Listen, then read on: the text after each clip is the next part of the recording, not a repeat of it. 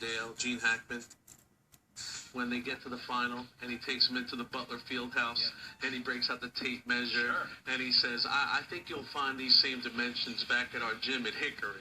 You know what I mean? Now, it's, you know, that is very symbolic of what goes on in basketball, because we see it time and time again, whether it's Madison Square Garden with the PSL championship or last night in Trenton.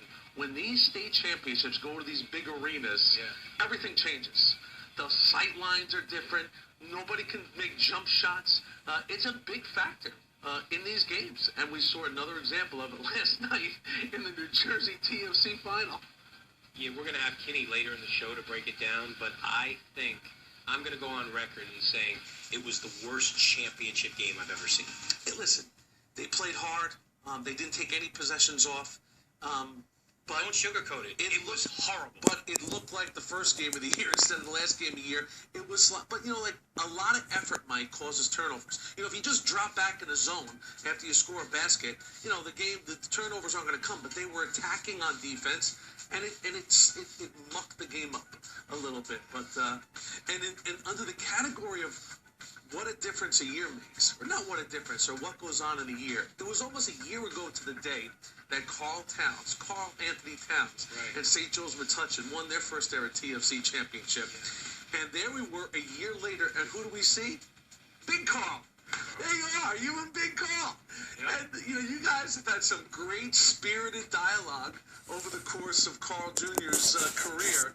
And it was good to see you guys almost, you know, break it down last night, everything that's happened, because he has had a wonderful rise to supremacy at Kentucky, especially in the last 6 weeks. It was good to see him. It was great to see him. He always has a big smile. You know what I forgot? We talked a lot about Carl Jr. last night. But I forgot to ask him, because he's not coaching this year. The first year he hasn't coached at Piscataway Tech in a long time. I forgot to ask him, you know, what was it like without coaching? But they're going to be in the game this weekend. Where are they? In Cleveland, right? He and Jackie are driving out there. And I said to him, remember, because I was tough on Carl. Yeah. I was very tough on Carl. And I said to him, and we talked about that at the end of the game, at the end of the championship game last year. I'm not going to rate Carl Towns on what he does against Colonia High School. I'm not going to do it. You know, if you say he's a one-and-done guy, I'm going to rate you on you should be dominating in high school. And at times he didn't.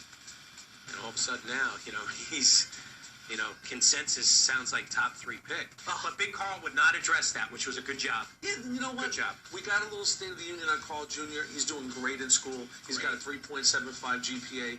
He's taking pre-med classes, biology. He's really into school. He's not, you know, maybe he's thinking about the NBA, but they're not publicly thinking about it, which is a good thing. There's no entourage. There's no, you know, agents knocking down the door at Big Carl's house.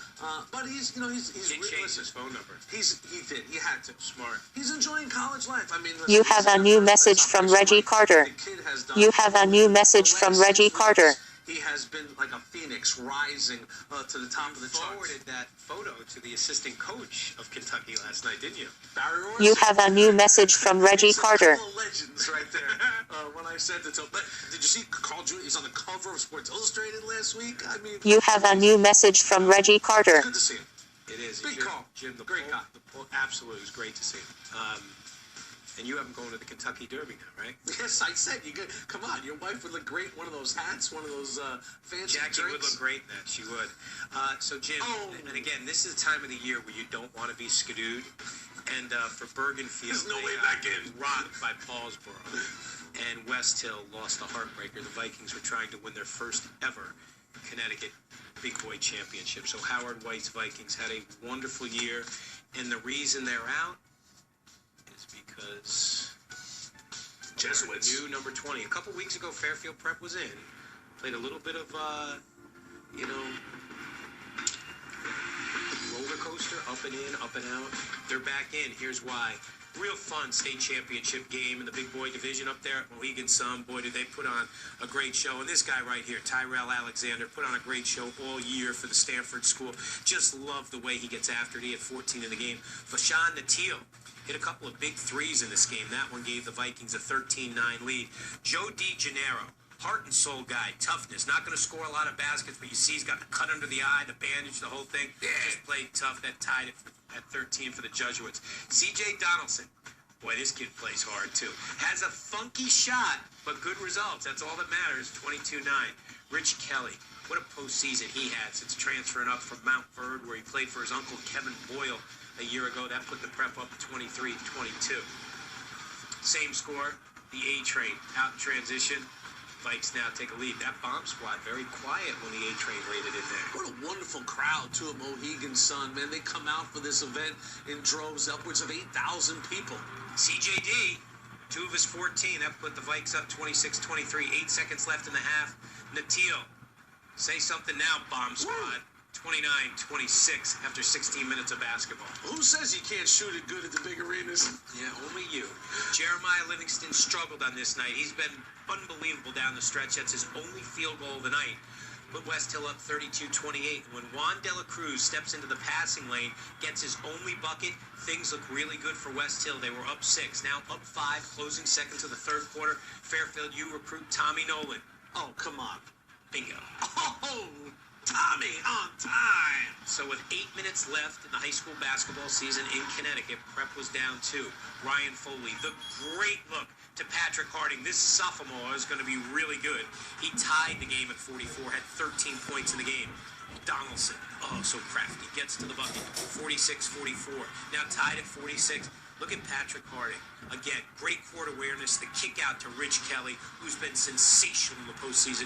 Biggest 3 of his career with under 4 minutes left. Put the Prep up 3. Now up 1. Kelly in the semifinals against Hillhouse. He was absolutely fantastic from the free throw line. Again in this game. That's the first. The second gives the Jesuits a 51-48 lead. Now, under 20 seconds left, down 3. Donaldson, good job, goes to the basket, doesn't look to tie the game, looks to get them involved, cuts it to 51-50. He's jacked up. So what do you have to do, Jim? You're a basketball coach. What do you need to do here if you're Westhill? Steal it or foul Tommy Nolan. So Nolan, up 51-50, would go to the free throw line with 12 seconds left. A chance for the 1-and-1. First shot, off the rim. Westhill has a chance. Kind of gets a little mucky here. The Vikings trying to figure out a way to go. Donaldson regroups, got away with a little, I think, double dribble there. They kick it into the corner, and there he is. Natil front rims it, and Fairfield Prep. They had been there 3 out of the last 4 years, so 4th try. Howard White, great try. They win it for the first time since '97. There was Nolan who missed the free throw. Nolan. His defense after he missed the free throw was spectacular. He stopped the fast break twice after that missed free throw, and as you said, mucked up that play a little bit. They sure did.